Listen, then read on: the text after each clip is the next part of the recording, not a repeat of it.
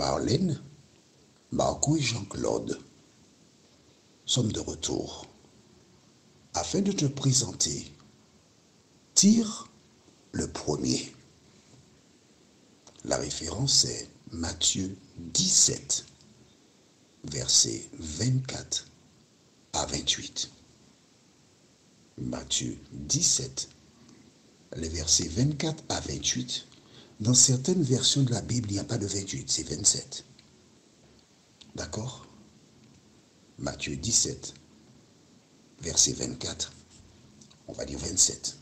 Si à 27, il y a quelque chose à dire, tu vas continuer. Le thème, c'est Tire le premier. Juste avant d'aller plus loin, nous allons prier et rechercher la direction de l'Éternel.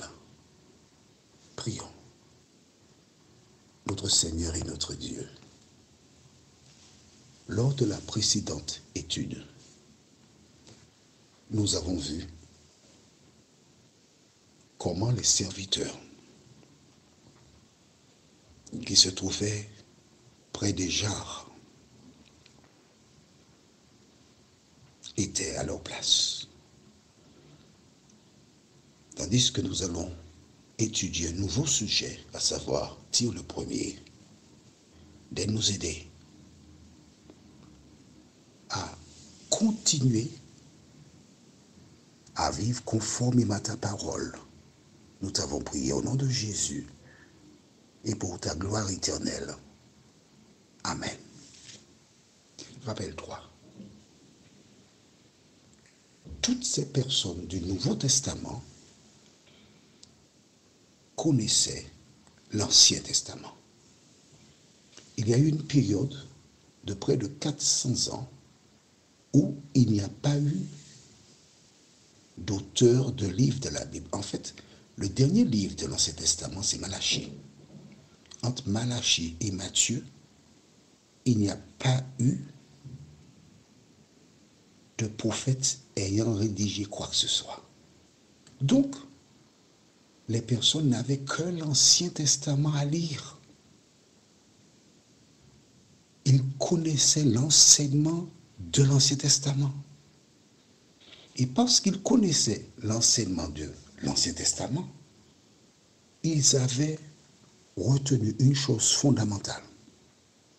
Qu'est-ce que c'est, selon toi? Il y a Dieu, d'accord, mais quoi d'autre?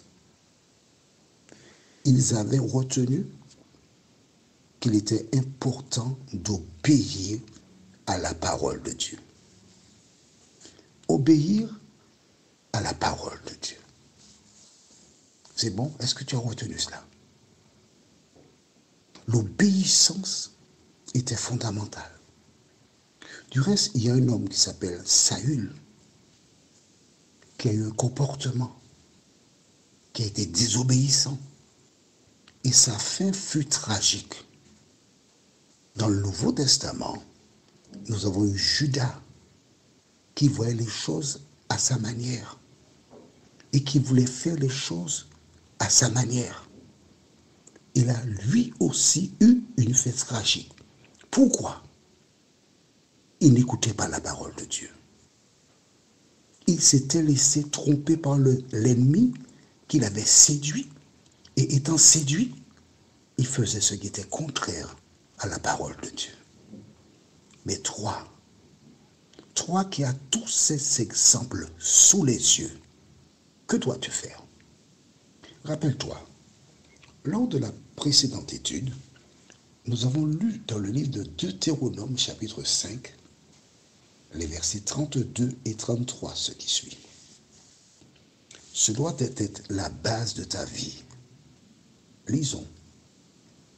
Vous ferez avec soin ce que l'Éternel, votre Dieu, vous a ordonné. Vous ne vous en détournerez ni à droite, ni à gauche.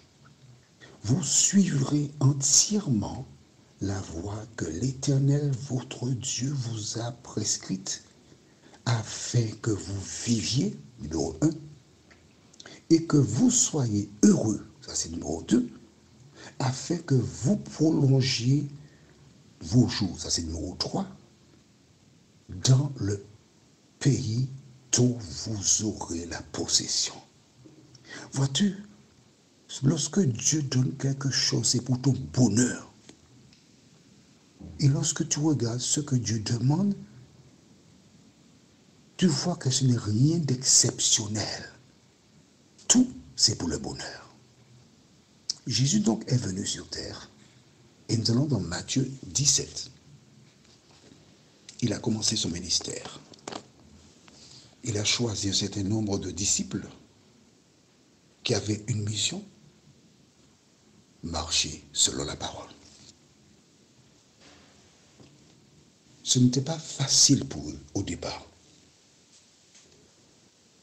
Parce que Jésus demandait des choses qui les surprenaient, certes, mais ils avaient une base. Ils attendaient la venue du Messie. Tous les Israélites attendaient la venue du Messie. Et différents éléments les incitèrent à croire que Jésus était le Messie. Le premier miracle qu'il fit, c'est celui que nous avons vu, les noces de Cana. Rappelle-toi, ils étaient invités. D'accord. Ok. Il y a peut-être de nouvelles personnes, tu as raison. On va dans Jean chapitre 2. Jean chapitre 2. Nous sommes à Matthieu, après Matthieu, c'est Marc, Luc et Jean. Jean chapitre 2. Tu vois, nous sommes en train d'avancer ensemble. On ne va pas trop vite, juste ce qu'il faut. Jean 2, et nous lisons le verset 1, 2 et 3. 3 jours après, il y eut des noces à Cana, en Galilée. La mère de Jésus était là. Et Jésus fut aussi invité aux noces avec ses disciples. On s'arrête ici, d'accord? Donc, les disciples étaient présents. Ils ont vu le miracle que Jésus a réalisé. Les vases que les serviteurs ont remplis d'eau. Et puis ensuite, ils ont bu. Et à travers ce miracle, ils avaient la confirmation que Jésus est vraiment le Messie. Vois-tu, à partir du moment où tu sais avec qui tu as affaire, alors tu n'as pas peur d'avancer. Que s'est-il passé? On retourne dans Matthieu 17. Il y avait des gens qui avaient toujours des pièges. On voulait piéger Jésus. Et nous allons lire dans Matthieu 17 et nous lisons le verset 24. 17, 24, je t'attends. Excuse-moi, pardon. C'est pourquoi je donne les références avant pour qu'on mette un petit bout de papier, quelque chose pour retrouver la page. C'est bon maintenant, hein? D'accord, on y va. Matthieu 17, verset 24. Lorsqu'ils arrivèrent à Capernaum, ceux qui percevaient les 2 drachmes s'adressèrent à Pierre et lui dirent: votre maître ne paie-t-il pas les 2 drachmes? Oui, dit-il. Regarde bien, hein? Ces personnes surveillent Jésus. Ils cherchent une occasion pour le faire condamner. Les Romains dominent et ils ont mis en place un impôt. Et on pense à Pierre, pas à Jésus directement, mais est-ce qu'il ne paie pas les impôts? Mais Pierre a dit, mais bien sûr, oui.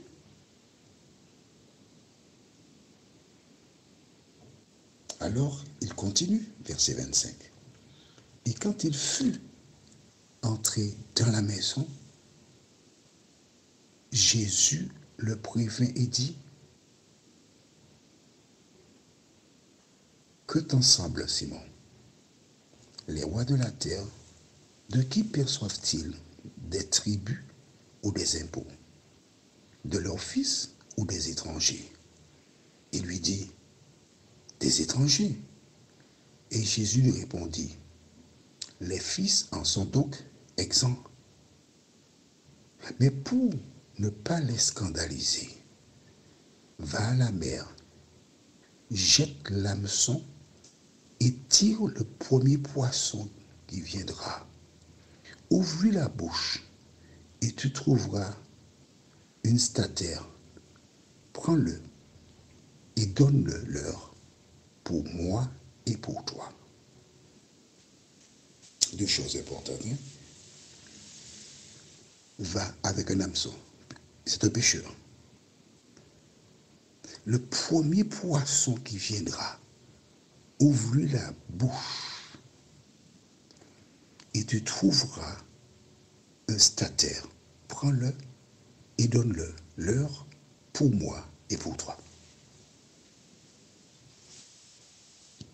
Le chapitre s'arrête là. Il n'y a pas de verset après pour dire Pierre a trouvé selon la parole de Dieu.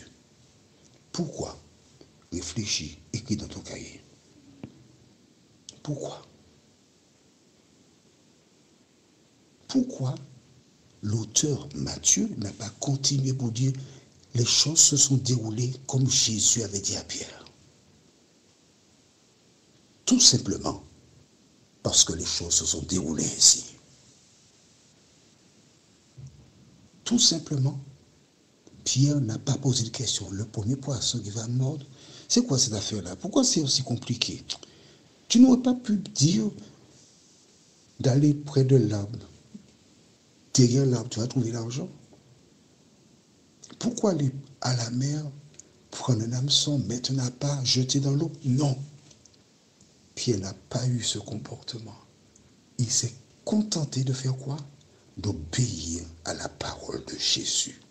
Toi qui m'écoutes, toi qui entends, toi qui comprends, as-tu la même autorité sur ton corps? C'est-à-dire, Jésus étant mon maître, j'obéis, je fais ce qu'il me dit sans me poser de questions. Dis-moi, comment te comportes-tu par rapport à la parole de Dieu? Un jour, nous n'aurons plus les Bibles. Un jour, ce monde passera. Et toutes celles et ceux qui se sont appuyés sur la parole hériteront la vie éternelle. Toi, où seras-tu? Prions. Notre Seigneur et notre Dieu, merci pour la parole. Merci pour la vérité. Merci pour ta présence. Merci pour la vie éternelle que nous avons en Jésus. Merci pour tous ces exemples de foi. Parce que ces personnes avaient confiance en toi. Aide-nous, Seigneur, afin que nous puissions jour après jour compter sur toi, nous t'en prions. Au nom de Jésus et pour ta gloire éternelle. Amen. Que l'Éternel continue de te bénir et qu'il te dirige toujours dans le vert pâturage. La référence pour la prochaine étude se trouve dans le livre de Luc, chapitre 5, les versets 1 à 3. Luc 5, les versets 1 à 3. La référence est Luc 5, versets 1 à 3. Et le thème est « Il enseignait ». Il me tarde de te retrouver.